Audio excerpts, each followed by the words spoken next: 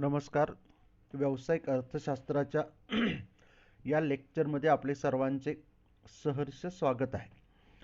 आजच्या सेशनमध्ये आपण रोजगाराच्या सनातनवादी सिद्धांतावरील टीका किंवा सेच्या बाजार नियमावरील टीका किंवा रोजगाराच्या सनातनवादी सिद्धांतावरील केन्स यांनी केलेल्या टीका याविषयी सविस्तर चर्चा करणार आहोत.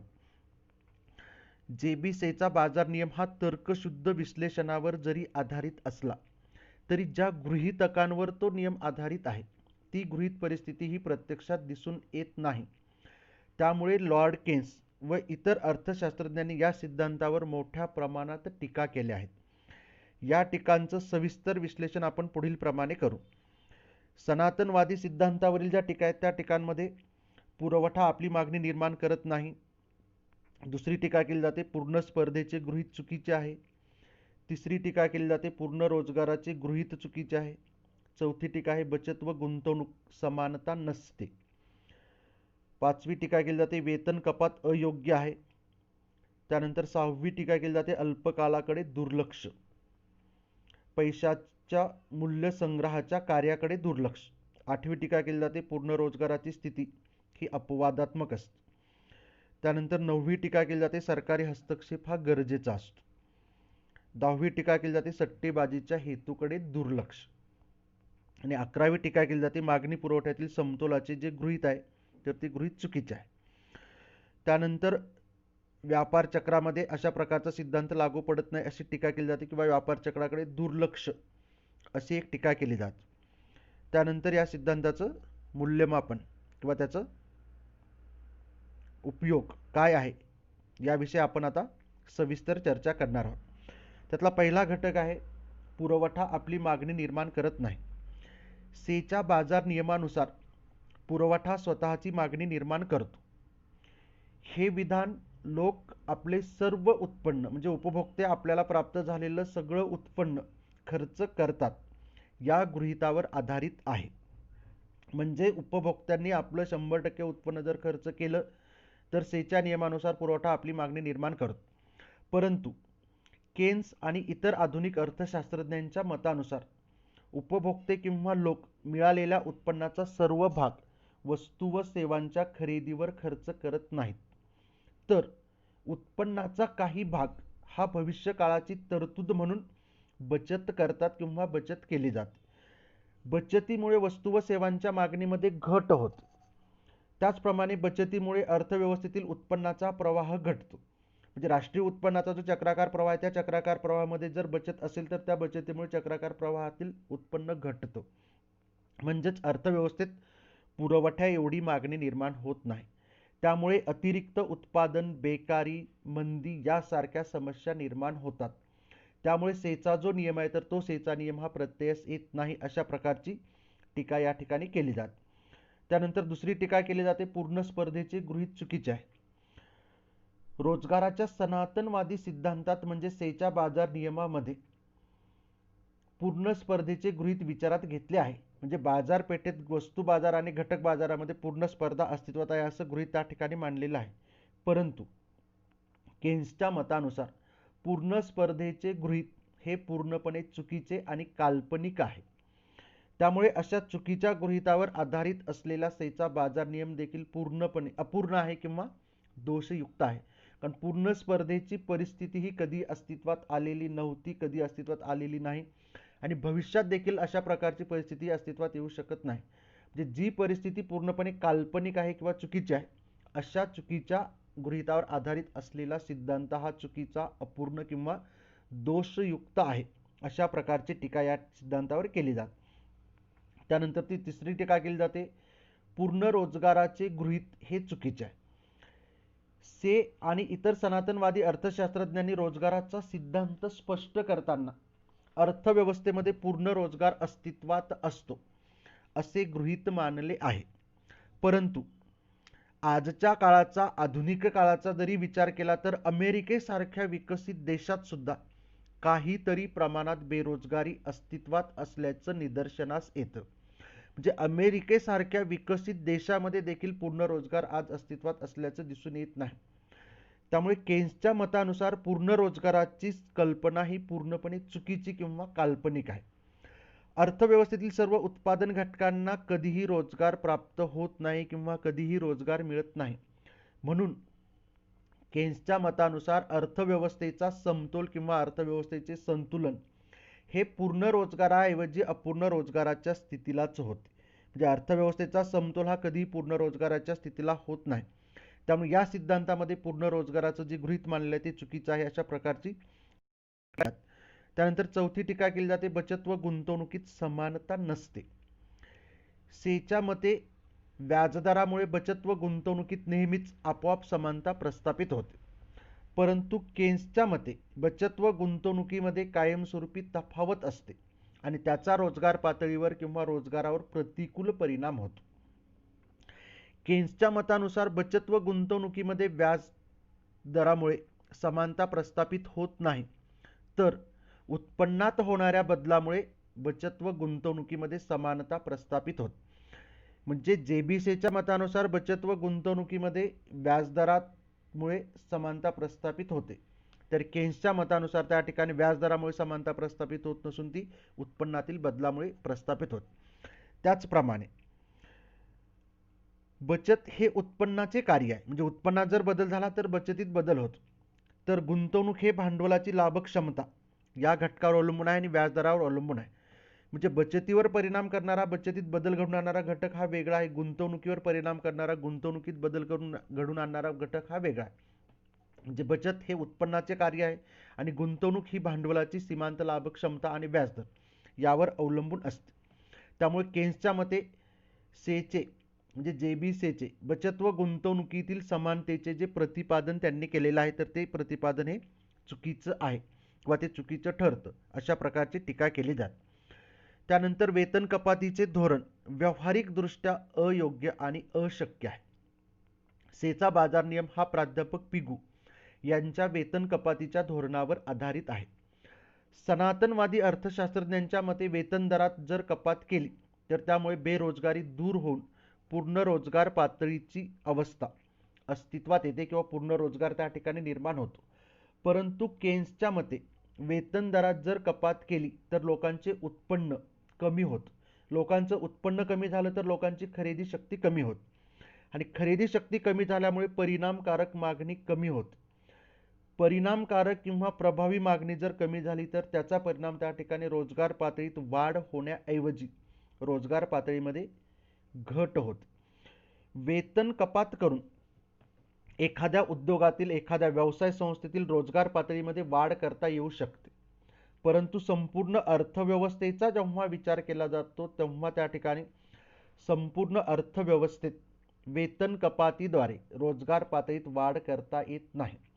त्याचप्रमाणे आजच्या आधुनिक काळात कामगार संघटना किंवा श्रमिक संघटना ह्या प्रबळ झालेल्या आहेत आणि अशा प्रबळ कामगार संघटना वेतन कपातीचे धोरण कधीही मान्य करत नाही. त्यामुळे वेतन कपात करणे हे व्यावहारिक दृष्टीने अयोग्य किंवा अशक्य असल्याची टीका या सिद्धांतावर केली जाते. त्यानंतरची टीका केली जाते की अल्प काळाकडे दुर्लक्ष. सनातनवादी अर्थशास्त्रज्ञांच्या मते अर्थव्यवस्था ही दीर्घ काळात पूर्ण रोजगार पातळीला आपला समतोल प्रस्थापित करते. म्हणजे दीर्घ काळात पूर्ण रोजगार पातळीला अर्थव्यवस्थेचा समतोल प्रस्थापित होतो. परंतु केन्स यांनी या विधानावर टीका करताना असे म्हटले आहे की वस्तूची किंमत, उपभोग, बचत, गुंतवणूक, वेतन इत्यादी घटकांविषयीचं धोरण हे अल्प काळातच निश्चित केलं जातं. त्यामुळे रोजगाराबाबतचा निर्णय देखील हा अल्प काळातच निश्चित होणे महत्त्वाचे आहे. दीर्घकाळात सर्व काही चांगले असेल असे म्हणणे उपयोगाचे नाही, कारण केन्सच्या मतानुसार दीर्घकाळात आपण सर्व मृत असतो. म्हणजे दीर्घकाळामध्ये सर्व काही चांगलं घडेल, सर्व काही चांगलं होईल या मताला किंवा या विषयाला केन्सच्या मते शून्य किंमत आहे. कारण केन्सच्या मतानुसार दीर्घकाळात आपण सर्व मृत असतो. त्यामुळे या सिद्धांतामध्ये अल्प काळाकडे दुर्लक्ष केलेलं आहे अशी टीका केली जाते.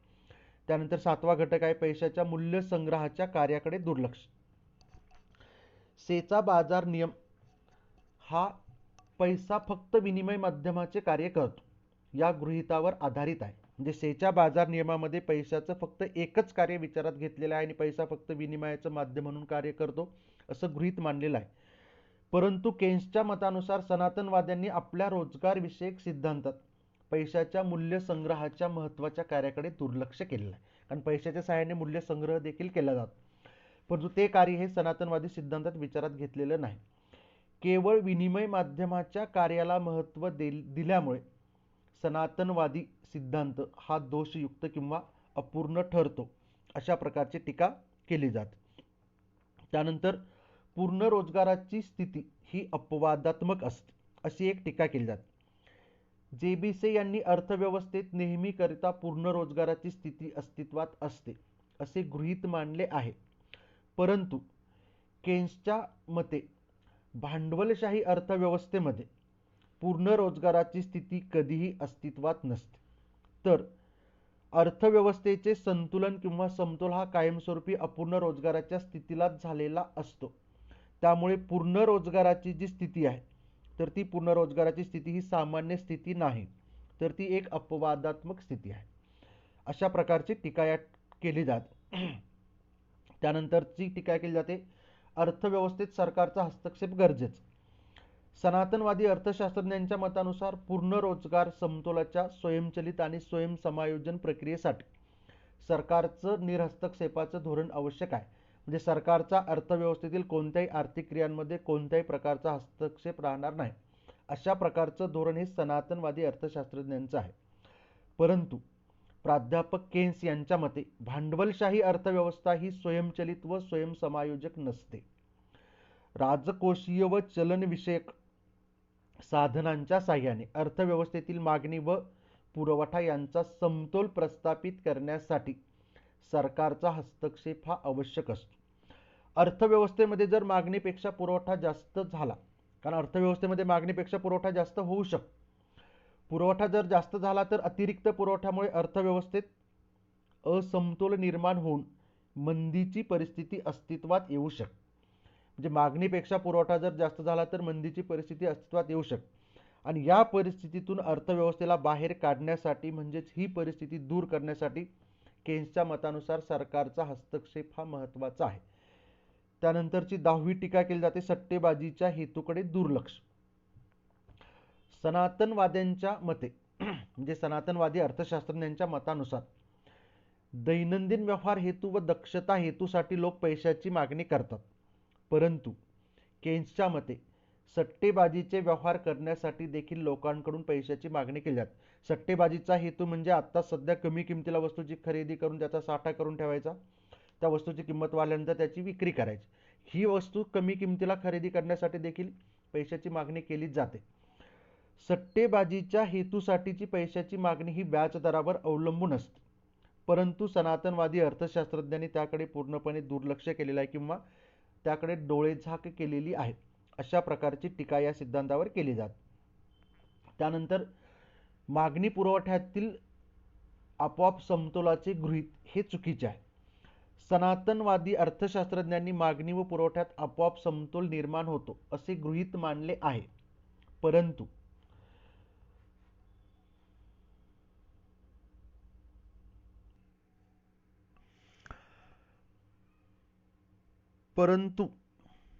केन्सच्या मते श्रीमंत व्यक्तींकडे भरपूर पैसा किंवा संपत्ती असते, परंतु ते सर्व उत्पन्न किंवा संपत्तीचा उपभोग घेऊ शकत नाहीत. या उलट देशात गरिबांची संख्या खूप मोठी असते, परंतु त्यांच्याजवळ असणारे उत्पन्न हे अत्यंत कमी किंवा तुटपुंजे असल्यामुळे त्यांच्याकडून सर्व प्रकारच्या वस्तूंना मागणी निर्माण होत नाही. त्यामुळे अर्थव्यवस्थेत मागणी कमी आणि पुरवठा जास्त अशी परिस्थिती निर्माण होऊन मंदी व बेरोजगाराची परिस्थिती अस्तित्वात येते. त्यामुळे मागणी व पुरवठ्यातील समतोल हा आपोआप अस्तित्वात येतो. हे या सिद्धांताचं गृहीत चुकीचं आहे, अशी टीका या सिद्धांतावर केली जाते. त्यानंतर व्यापार चक्र. सेच्या बाजार नियमानुसार अर्थव्यवस्थेमध्ये तेजीची किंवा मंदीची परिस्थिती म्हणजेच व्यापार चक्राची परिस्थिती उद्भवत नाही. म्हणजेच अर्थव्यवस्था ही सर्वसाधारणपणे समतोल स्थितीमध्येच असते, परंतु प्रत्यक्ष व्यवहारात सर्वच प्रकारच्या अर्थव्यवस्थांमध्ये तेजी आणि मंदीची परिस्थिती म्हणजेच व्यापार चक्राची परिस्थिती अस्तित्वात असल्याचं दिसून येतं. व्यापार चक्राच्या आर्थिक क्रिया आणि आर्थिक व्यवहारांवर होणाऱ्या परिणामांचं विश्लेषण करण्यासाठी सेचा बाजार नियम हा असमर्थ ठरतो. कारण व्यापार चक्राविषयीचं कुठलंही विश्लेषण या सिद्धांतामध्ये केलं नाही, अशा प्रकारची यावर टीका केली जाते. आणि त्यानंतर शेवटचा घटक आहे मूल्यमापन, की सेच्या बाजार नियमावर अशा वेगवेगळ्या प्रकारच्या अर्थशास्त्रज्ञांनी वेगवेगळ्या प्रकारच्या टीका केलेल्या आहेत. कारण आधुनिक काळात भाववाढ, आर्थिक अस्थैर्य, आर्थिक मंदी यासारख्या समस्या सोडवण्यासाठी सनातनवादी सिद्धांत किंवा सेचा बाजार नियम हा निरुपयोगी ठरतो. परंतु असं जरी असलं तरी आधुनिक रोजगारविषयक सिद्धांत मांडण्यासाठी सनातनवादी सिद्धांत हा आधार सिद्धांत म्हणून उपयुक्त आहे. म्हणजे सनातनवादी सिद्धांतावर कितीही टीका करण्यात आला तरी या सिद्धांताचं अर्थशास्त्रीय विश्लेषणातील महत्त्व कमी होत नाही. कारण हा सिद्धांत आधुनिक सिद्धांत मांडण्यासाठी बेसिक सिद्धांत म्हणून उपयुक्त ठरतो. तर अशा प्रकारे सेच्या बाजार नियमाचे या ठिकाणी मूल्यमापन किंवा त्याच्यावरील टीकेविषयी आपण सविस्तर विश्लेषण केले. व्हिडिओ शेवटपर्यंत बघितल्याबद्दल सर्वांना धन्यवाद. थँक्यू.